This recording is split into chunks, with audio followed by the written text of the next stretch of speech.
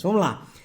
O trato gastrointestinal, gente, a gente às vezes não relaciona, né, os farmacêuticos não relacionam aí essas ações da serotonina no trato gastrointestinal. Mas sim, olha o que a serotonina está relacionada às ações ali do sistema nervoso entérico, né, o trato gastrointestinal.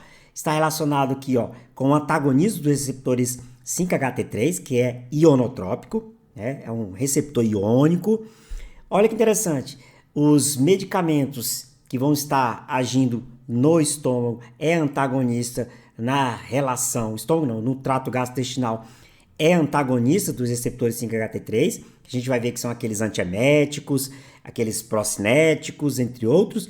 E olha, tem também ações nos receptores 5-HT4, só que aqui eu tenho um agonismo, eu tenho uma ativação desses receptores, né, por parte de medicamento, mas a gente sabe que são receptores de serotonina. Então, obviamente, se eu preciso produzir um medicamento para bloquear 5-HT3, é porque essa serotonina, quando se liga nesses receptores ionotrópicos, então tem alguma ação que ele faz lá no próprio trato gastrointestinal. Assim como eu preciso ativar esse receptor, né, que a serotonina faz isso tranquilamente quando ela está quando ela está liberada aí na sinapse, né? Isso é muito importante entender. Então, entendendo as ações, entendendo a serotonina e as ações dela em determinados locais, a gente entende a doença, que aí entra com aí entra com a patologia. Lembra que a gente começou com a fisiologia, triptofano e tal, aí a gente passou para a patologia relacionada à serotonina, aí a gente formou o conceito de fisiopatologia. Então vamos lá. Ó, lembrando, isso quer dizer que esse receptor, quando está sendo muito agonizado pela serotonina, ativado pela serotonina, faz uma ação no trato gastrointestinal, por isso que a gente precisa antagonizá-lo. Então, eu tenho também aqui os receptores 5-HT4, né, que eles são agonistas dos medicamentos. Então, a gente precisa aumentar as ações desse receptor e aí, consequentemente, lembrando, galerinha, nós farmacêuticos somos muito superficiais, a gente entende só a ligação ao receptor, mas eu vou gravar aulas relacionadas ao que acontece dentro da célula que tem esses receptores, as reações intracelulares, o que acontece com o segundo mensageiro, por que eu tenho quando a serotonina se liga nesses receptores metabotrópicos, o que acontece dentro da célula para que eu tenha ações benéficas ou maléficas a depender. Então, nós vamos estudar isso também. Então, vamos lá. Vamos ver as ações do trato gastrointestinal. Esses medicamentos são tidos como antieméticos, né? Você já ouviu falar? Ou procinético. Antiemético é aqueles medicamentos que diminuem êmese, náuseas, vômitos. E procinético é aquele que aumenta a motilidade do trato gastrointestinal. Procinético, aumenta a motilidade. Então, quem são os principais receptores relacionados a cada coisa? Com relação à procinese, ou seja, ao aumento da motilidade do trato gastrointestinal, eu tenho os receptores 5-HT4, que é propulsão, motilidade. Lembra, ó, um detalhe sobre esses receptores. Eles mimetizam a ação do muscarínico, que é o cara que é responsável, muscarínico, que é o receptor, né? Muscarínico é o receptor da acetilcolina, que é do sistema nervoso autônomo parasimpático. Tudo bem? A serotonina está mais envolvida com o simpático. Então, se você tiver muitas ações de serotonina no organismo, você vai ter aí muitas ações do simpático e, consequentemente, você vai diminuir ações de propulsão. Aqui, nesse caso, esses receptores 5-HT4 são responsáveis pela motilidade, mas os que diminuem motilidade, nós temos os 5-HT3, só para que a gente entenda. Então, vamos lá, vamos seguindo, que aí você vai entendendo melhor. Mas acompanha aí todo o raciocínio que eu estou conversando com você. Então, trato gastrointestinal 5-HT4, ele é muito importante para as ações de motilidade, de propulsão. São tidos também como receptores, embora seja de serotonina, receptores relacionados à ação muscarínica. Não esquece disso, cai em concurso. Então, eu tenho aqui 5-hidroxitriptamina, que é a serotonina, né? Aqui a moléculazinha bonitinha, agindo aqui, se ela se ligar aqui, se ela agonizar esse receptor 5-HT4, eu tenho uma procinese, um aumento da motilidade da propulsão. Se ela se ligar nos receptores 5-HT3, eu tenho um aumento de ações relacionadas lá ao centro do gatilho do vômito. Então, serotonina, galerinha, aumentada causa vômito. Por isso que a gente usa antagonistas de 5-HT3. Ó, então aqui, ó, no sistema nervoso entérico, né? No estômago. De novo, 5-HT4, ele é responsável pela propulsão quando a serotonina liga-se nele. E eu tenho aí o receptor 5-HT3, que é responsável pela êmese, né, pelo centro emético. Então, toda vez que eu tenho muita serotonina circulante, eu tenho náuseas e vômitos. A gente vê isso no tratamento quimioterápico, que acaba destruindo células que liberam muita serotonina, e claro que muita serotonina, muita ligação. E aí eu tenho aumento da propulsão, diarreia, entre outros, e vômito, e eu tenho aumento dessas ações eméticas relacionadas ao vômito. Então, por isso que a gente tem essas ações quando a gente tem muita serotonina circulante, beleza? Mas vamos ver aqui algumas ações. Olha que interessante, a serotonina, presta atenção, galerinha, isso aqui é conhecimento fundamental para que você se torne um farmacêutico de excelência. A serotonina desempenha um papel importante nas funções motoras, lembra? Propulsão, né, do 5-HT4, secretoras normais do intestino, relacionadas ao 5-HT3 também. E olha que interessante, na verdade, e olha, não esqueça disso, essa é uma informação que você não pode esquecer nunca, mais de 90%, de novo, mais de 90% da quantidade total de serotonina, neurotransmissor, neurohormônio, do corpo estão no trato gastrointestinal, são sintetizadas lá nas células enterocromafins no estômago.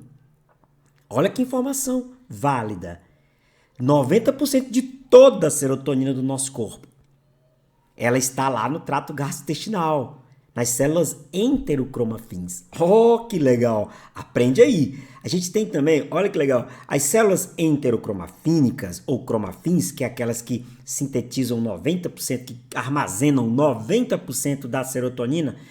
Outro detalhe, 90% da serotonina, 90% da dopamina, 90% também da histamina. Olha que legal. Aonde? No trato gastrointestinal.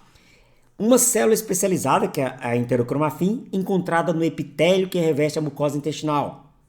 Produz a maior parte da serotonina e libera rapidamente esse mediador, esse neurotransmissor, em resposta a estímulo químicos, intoxicações e mecânico. Químicos. O que é químicos? Lembra? Nós temos as quimioterapias. Mecânico é qualquer furo, né? Tem gente que engole, né, determinadas substâncias, objetos. Também, se a gente não relaxar essa musculatura na hora de fazer colonoscopia, endoscopia, nós temos aí estímulos mecânicos. Você triscou ali no intestino, ele reage. Por isso que a gente usa, lembra? Para induzir diarreia, a gente usa irritativos cartáticos, como bisacodil, que acaba irritando só. É como se fosse irritar ali o estômago um pouquinho, ele começa, o intestino, quer dizer, aí ele começa a fazer ações de propulsão. Então, estímulo químico e mecânico. Quem são esses estímulos químicos, né? Olha que interessante, ó. Eu tenho um momento que eu tenho uma liberação excessiva de muita serotonina na circulação. Ó, excessiva de serotonina na parede intestinal. Quando eu tenho a ação de fármacos quimioterápicos. E aí lembra que a pessoa começa a fazer a quimioterapia nas primeiras horas, ela sente vômito, náuseas e vômito muito grande? Sim, porque o princípio da quimioterapia é o quê? Não é destruir células que estão em tensa divisão, que é no caso do câncer, mas tem células no meu organismo que também estão em tensas divisões, como mucosa, como também da medula óssea, do cabelo, e também essas células enterocromafins, elas estão em tensa divisão. Se eu estou dando ali um fármaco que mata essas células, que destrói essas células, também as células enterocromafins são destruídas e liberam uma quantidade enorme de serotonina, assim como dopamina, por isso que tem o Plasil como antagonista também para vômito. Tem também a histamina, nós temos os antihistamínicos, então provoca o quê? Vômito por ação dessas terminações vagais do intestino delgado. Vagais por quê? Porque a serotonina se liga em 5-HT3, que é um receptor ionotrópico, que é responsável pela êmese, lembra? Que age também no centro do gatilho do vômito, acionando todo esse processo, e se liga também no 5-HT4, que é um receptor que nós chamamos de pseudo-receptor muscarínico, falso muscarínico, porque toda vez que você aciona o 5-HT4, é como se você estivesse acionando o muscarínico do nervo vago, do parasimpático. E aí eu tenho propulsão, eu tenho diarreia, eu tenho vômito, eu tenho aumento da motilidade. Fármacos aumentam a serotonina são importantes na modulação da motilidade e na secreção da êmese. Tudo bem? Então vamos lá, vamos seguir aqui e ver as ações desses medicamentos relacionados a esse aumento das ações da serotonina em algum momento, entendendo aqui os seus receptores. A gente pode ver aqui uma transmissão, né, serotoninérgica, né, uma fenda sináptica, liberação, e os receptores aqui que estão presentes e alguns medicamentos agindo aqui. Temos aqui o tagezeroide, né, que está aumentando as ações dos receptores 5-HT4, então é claro que eu estou aumentando a motilidade e liberação, principalmente liberação de acetilcolina. Então o receptor 5-HT4 ele é responsável por aumentar a liberação de acetilcolina. É até estranho falar que um receptor da serotonina, que é um neurotransmissor do simpático, também está relacionado ao simpático, né? Muito mais do que o parasimpático, e que aqui ele está fazendo uma ação como se fosse um sistema nervoso, como se fosse um agonista do sistema nervoso vago, do parasimpático, aumentando a acetilcolina, que é o neurotransmissor do parasimpático. Mas não acho estranho não, a ciência é assim, né? Então nós temos aqui, ó, sabendo disso, você entende que como que o receptor 5-HT4 de serotonina, quando ele é agonizado, quando ele é ativado, ele aumenta a propulsão, porque ele é responsável também pela liberação na fenda sináptica da acetilcolina, entre outros ações, entre outros peptídeos.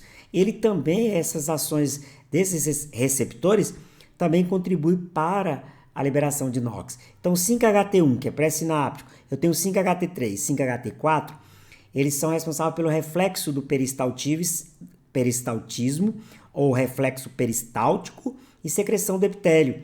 5-HT1, liberação de NOx, que é dilatador, né? E redução do tônus gástrico, que é um vasodilatador. Mas o 5-HT4, especificamente, aumenta a liberação de acetilcolina. Nunca esqueça disso. Por isso que eu falei que é um pseudo receptor de muscarino. Lembrando, galerinha, eu sei que às vezes vem a confusão. Nós estamos falando de 5-HT4, é receptor. A serotonina é só 5-HT, né? A serotonina, gente, é o neurotransmissor que vai estar se ligando em seus receptores, que é 5-HT1 até 5-HT4, tá bom? Quando eu falo 5-HT1, 5-HT3, 5-HT4, né? São receptores, que são os ligantes do neurotransmissor serotonina, tá bom? Então vamos lá, vamos ver quem é esses medicamentos, o mecanismo de ação, de fato. Aqui nós temos os moduladores da serotonina. Quando eu falo moduladores, gente, não interessa se ele está antagonizando ou agonizando a serotonina. Mas a gente vai ver aqui que tem agonista e antagonista. Se a gente pegar a alocentrona, que é um dos protótipos aí da ondansetrona, lembra? Do Von-Al. O que ele faz? É antagonista, bloqueia as ações da serotonina nesses receptores 5-HT3, que é responsável pela êmese, pela náusea, lembra? E eu tenho também o tegazeroide, que é um medicamento que hoje não é muito utilizado, mas ele existe, para você entender. Ele é um agonista parcial, então ele aumenta pouco a motilidade, mas aumenta. E eu já tenho aqui a cisaprida, mais conhecida, né? Cisaprida ela é mais conhecida, então ela é agonista do receptor 5-HT4, obviamente aumenta a acetilcolina, obviamente a acetilcolina se liga em seus receptores muscarínicos, e eu tenho aí uma ação de contração, né? De contração, de aumento da propulsão, do peristaltismo. E essa cisaprida também é antagonista do 5-HT3. Então eu posso utilizar esse medicamento tanto para náuseas, como também como procinético. Para náuseas e vômito como procinético. Já ondansetrona já tem mais ações em 5-HT3, como diminuindo as ações da êmese, náuseas e vômitos. Então, vamos aí seguir aí o nosso conhecimento, já vai pegando isso aí. Vamos ver o Vonal. O Vonal é aquele medicamento muito indicado para o tratamento de pacientes que fazem quimioterapia e que sentem muito esse efeito adverso de náusea e vômito. Lembra? Pela liberação de serotonina na destruição das células intercromafins lá no trato gastrointestinal. Ondansetrona é um antagonista, gente, do receptor 5-HT3. Lembra 5-HT3? Ele é responsável, quando ele é agonizado, ele aumenta a êmese. Age lá no centro do gatilho do vômito e também aqui no trato gastrointestinal, que bloqueia a serotonina tanto, né? A ondansetrona bloqueia a serotonina tanto perifericamente, nos terminais do nervo vago, quanto centralmente lá na zona do gatilho do vômito ou gatilho quimiorreceptor do vômito. Aprendeu? Né? Aprendeu de fato? Qual o mecanismo de ação da ondansetrona? Antagonista de serotonina, galerinha, dos receptores de serotonina, que age tanto ali no trato gastrointestinal, como também na zona do gatilho do vômito. Aqui, perifericamente, nos terminais do nervo vago, ela age aumentando a motilidade, procinese, ou agindo aí no aumento da propulsão. Aí já é uma ação muito mais nos receptores 5-HT4. 5-HT3 está mais relacionado só a quimiorreceptores relacionados ao vômito. Tranquilo? Essas são as ações desses medicamentos que agem no trato gastrointestinal. Mais uma vez, a gente vê as ações da serotonina em processos tanto fisiológicos quanto patológicos. Tudo bem? Qualquer dificuldade que você tiver, vem aqui e vá lá nos princípios de farmacologia do David Golan, as bases fisiopatológicas. Eu adoro esse livro, essas figuras todas são deles, né? Essas figuras aqui desse neurotransmissor, né? Desse neurônio, tudo aqui, né? É dos princípios de farmacologia do David Golan, mas também do Goodman. Eu estudo muito a literatura do Goodman, que para mim é muito riquíssima. E eu também tenho, claro, as bases de dados como UpToDate, que tem informações atualizadas. Eu uso também Medscape, eu uso o PubMed para ver o artigo diretamente, né? Algumas revistas aí como Nature e entre outros. Eu não fico sem essas observações e também sem essas atualizações.